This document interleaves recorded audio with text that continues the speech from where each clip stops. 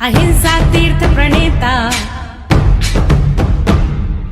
अहिंसा तीर्थ प्रणेता, जय जय हो भारत गौरव राष्ट्र संत प्रमुख सागर। स्वर्णिम स्वर्ण जयंती का अवसर ये महान है, मिलकर हम मनाएंगे गुरुवर देश की शान है प्रमुख सागर।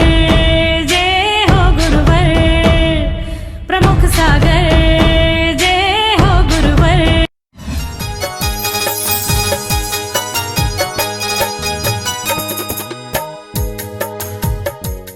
धर्म से बाबात्मा हूँ आचार्य मांगतुंग स्वामी वक्तांबर के 17वें नंबर के काव्य में हमें बताना चाह रहे हैं, हे भगवान, हे तीन लोक के नाथ, हे परम पिता परमेश्वर, आप जैसा सूर हमें और कहीं नहीं मिला। कहना वो चाह रहे हैं कि उस काव्य के माध्यम से, हे भगवान, जो सूर्य हमें प्रकाश देता है वो तो कुछ जगह पर प्रकाश देता है, बाकी जगह प्रकाश देता ही नहीं है। कभी विचार करके रखना, ये सूर्य है ना जो तुम्हारे यहाँ दिखता है आकाश में, गगन में, ये सूर्य पांडुशिला को भी प्रकाश नहीं देता है, ये सूर्य स्वर्गों में भी नहीं जाता है, इस सूर्य का प्रकाश नरकों में भी नहीं है, इस सूर्य का प्रकाश केवल मध्य लोक में है और वो सुमेरु पर्वत के आसपास।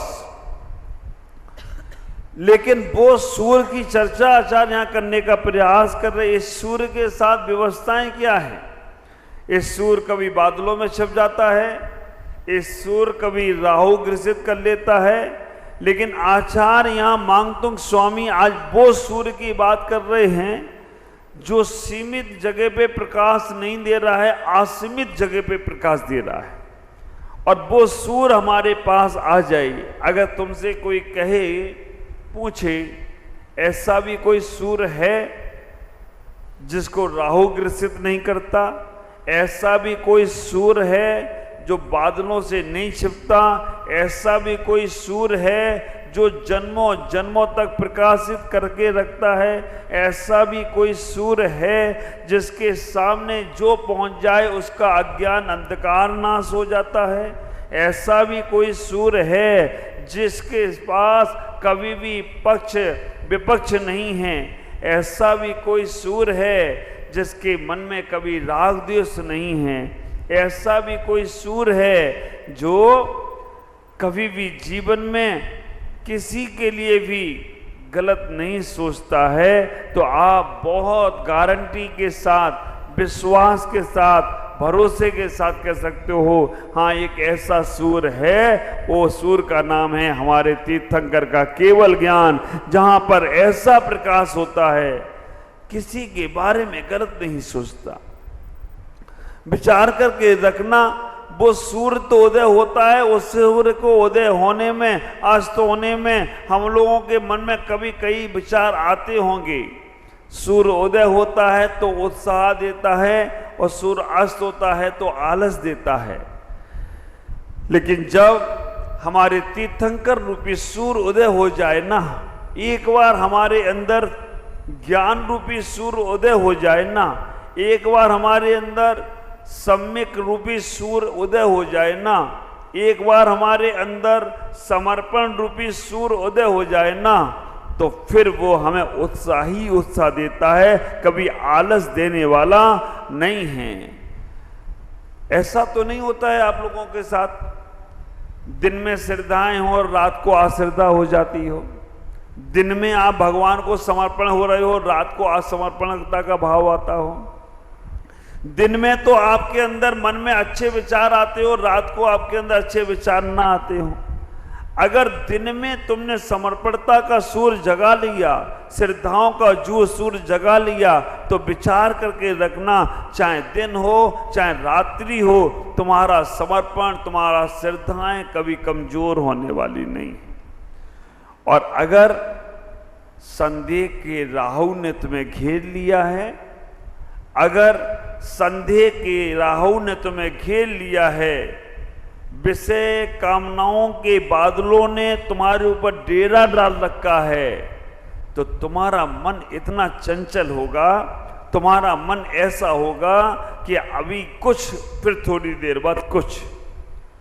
तो आप अपने जीवन में इस काव्य को एक बार पढ़ तो ले, नहीं तो मैं तो शुरू काव्य तुम्हारा रह जाएगा। एक बार गुरु मुख से, जिन गुरुओं ने एक काव्यों को अपने हृदय से गाया है, हृदय में उतारा है, उन काव्यों को हम संतों के माध्यम से मुखारविंद से सुनो। हृदय में उतर गया जिस दिन हमारे और तुम्हारे, उस दिन संसार बहुत बौना लगेगा।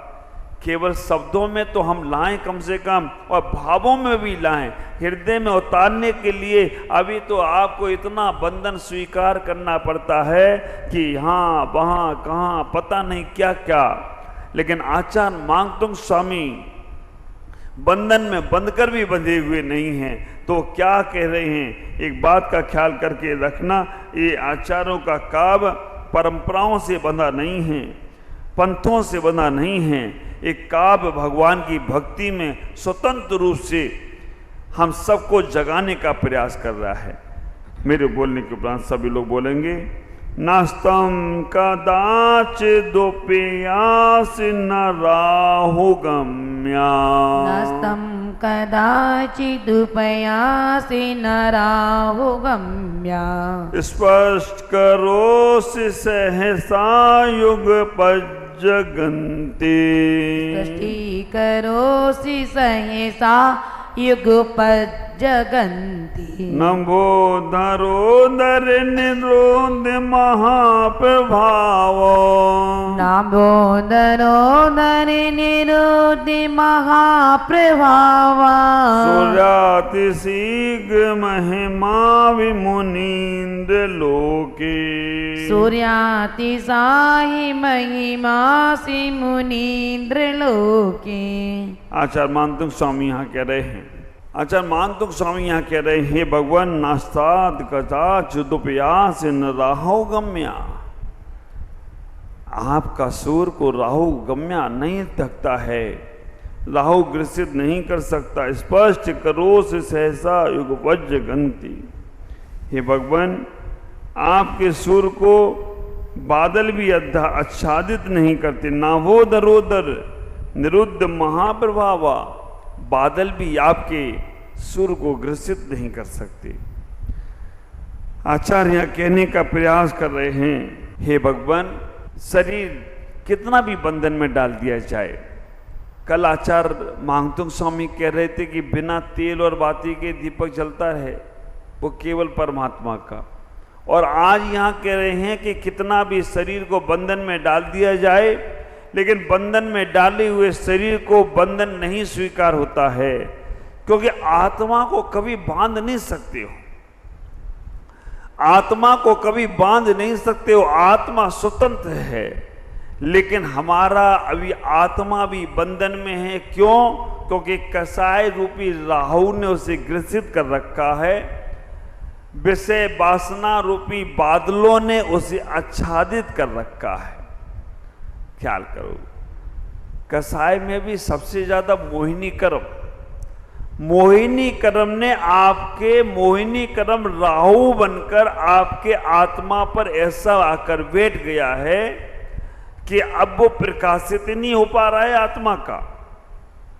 सूर्य ग्रहण पड़ जाता है तो आप लोग उस दिन भोजन नहीं करते हो, पूजा पाठ मंदिर में जाकर ध्यान करते हो, क्या कि सूर्य ग्रहण पड़ गया।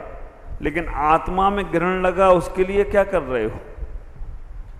सूर्य ग्रहण की व्यवस्था वैसे जैन आगम में नहीं है, लेकिन फिर भी लोग मानते हैं। जैन आगम इस बात को इतना ही कहता है कि जब सूर्योदय होता है, हमारे राहु और केतु के भी विमान हैं। सूर्य का विमान चल रहा है, राहु केतु के विमान चल रहे हैं। सूर्य के सामने राहु केतु का विमान आ जाता है। सूर्य ऊपर है, चंद्रमा ऊपर है, राहु केतु के विमान नीचे हैं। जब उनके सामने पहुंचता है तो राहु और केतु के विमान काले हैं, वो उसके सामने आते हैं तो बस उनका प्रकाश आना बंद हो जाता है। हिंदू संप्रदाय में भी ऐसा ही कुछ मान्यताएं हैं। लेकिन यहाँ पर उस अध्यात्म को समझने का प्रयास करना कि इन हमारे कसायों के कारण से, विषय कामनाओं के कारण से अंदर के सूर्य को हम प्रकाशित नहीं कर पा रहे हैं। ऊपर क्षितिज पर, ऊपर आसमान में, गगन में सूर्य उदय होता है, सूर्यास्त हो जाता है, राहु केतु आता है, चला जाता है, लेकिन हमारे अंदर जो ज्ञान रूपी सूर्य बैठा है वो कब प्रकाशित होगा? कितना भी बंधन में डाल दिया जाए, लेकिन एक बार भी अगर हमारे पास ज्ञान रूपी सूर्य का उदय हो जाए ना, हम फिर भटक नहीं सकते, हम फिर संसार में डूब नहीं सकते। लेकिन जब तक हमारे अंदर सूर्य में संदेह है, हमारी चर्याओं में संदेह है, हमारी चर्चाओं में संदेह है, संदेह का राहु समर्पण के सूर्य को आच्छादित कर देता है। विषय वासनाओं का सूर्य हमारे चारित्र के सूर्य, विषय वासनाओं के बादल हमारे चारित्र के सूर्य को आच्छादित कर देते हैं।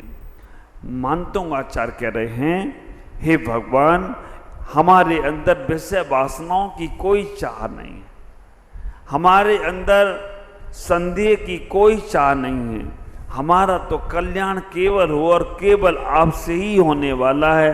क्योंकि आपका वो जो सूर्य है वो रात को भी प्रकाश देता है, दिन में भी प्रकाश देता है।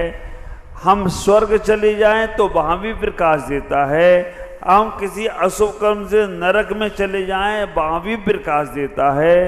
हे परमात्मा, आपका प्रकाश सब जगह मिलता है। ख्याल करो, बंद कमरे में मानतोंगाचार्य को रख दिया।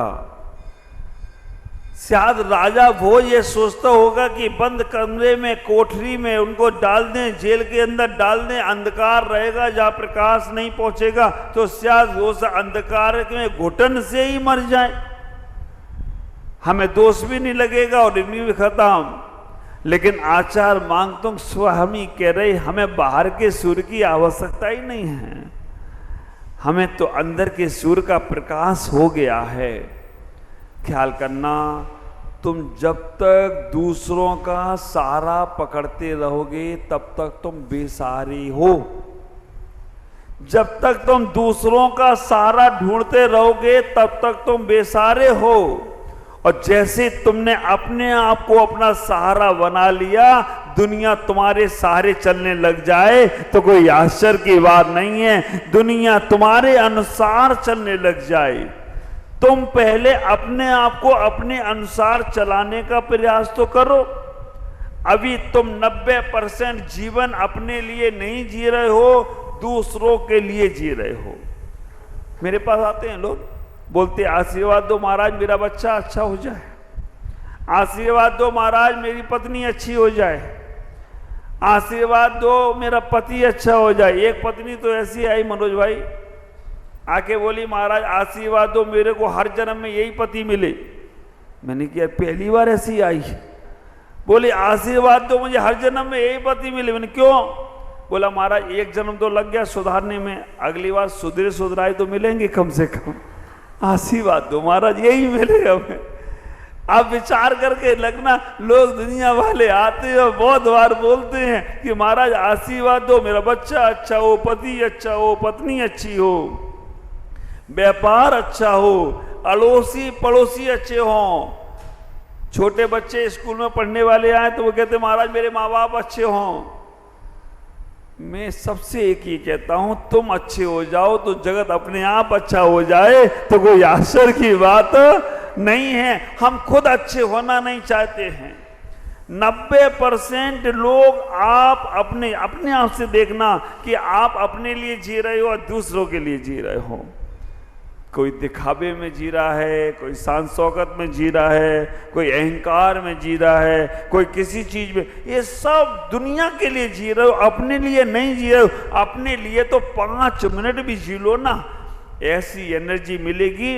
अपने लिए जीने का मतलब अच्छा अच्छा खाना, अच्छे से सो जाना, लग्जरी लाइफ जीना, अपने लिए जी रहे महाराज। ये जीना नहीं है, ये भी तुम दूसरे के लिए जी रहे हो।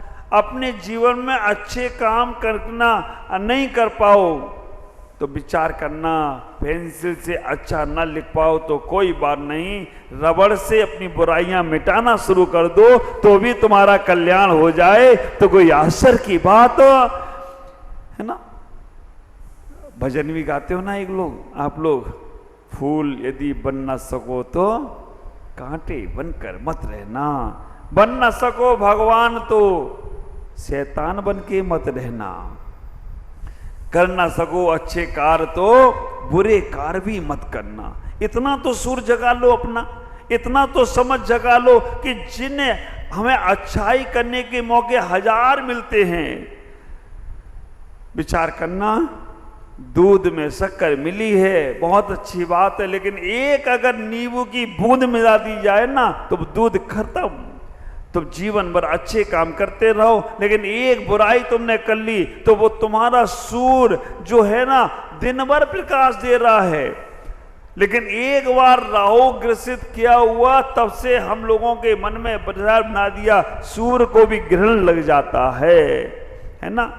कभी कोई घर में तुम्हारे कार्य ना करे ना, व्यापार ना चले तो आप क्या कहते हो, महाराज मेरे व्यापार में ग्रहण लग गया, इतना बदनाम हो गया। बस एक बार ग्रहण लगा है सूर्य में, साल में एक बार या दो बार ग्रहण लगता है, लेकिन पूरे साल भर जो प्रकाश दे रहा है वो खत्म। एक बार तो तुम्हें अब कह ही देते हो कि तुम्हारा काम रुक गया तो ग्रहण लग गया। आचार्य मांगतुंग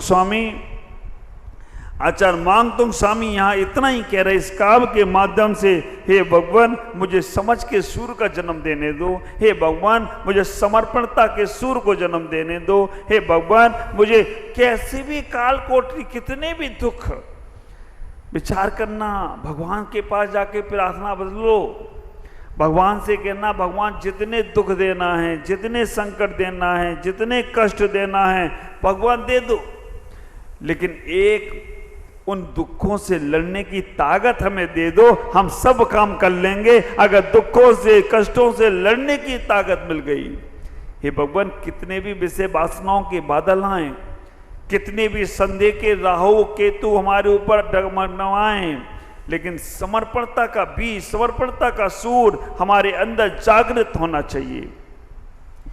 आज मानता आचार्य इस काव्य के माध्यम से इतना ही कह रहे हैं, भगवान आपको कभी भी कोई आच्छादित नहीं कर सकता है, और मैं भी आपका ही वंशज हूँ, मैं भी आपका ही वंशज हूँ। ये राजा भोज, कवि कालिदास, ये 48 ताले, ये 48 कटघरे मुझे क्या ग्रसित कर पाएंगे, क्योंकि मेरे पास 3 लोक के नाथ का सूर्य है, इसलिए मैं अंधकार में काल कोठरी में भी प्रकाशित हूँ। और तो और भगवान मेरे पास आत्मा का प्रकाश है। अप्पा ही परमप्पा, आपकी आत्मा आपको परमात्मा बनाएगी, ये शरीर नहीं बनाने वाला, शरीर शमशान तक ले जाएगा। वो भी अगर पुण्य रहा तो कहीं रास्ते में ही हो गए, निपट गए तो बात अलग है, लेकिन आपकी आत्मा परमात्मा तक, सिद्धालय तक ले जाएगी। उस पर भरोसा कर कर उसकी समझ पैदा करो, उसकी जिज्ञासा पैदा करो, उस तक लौटने का प्रयास करो, तब तुम्हारा जीवन आनंदित होगा। आज इतना ही। ओम नमः जय गुरुदेव।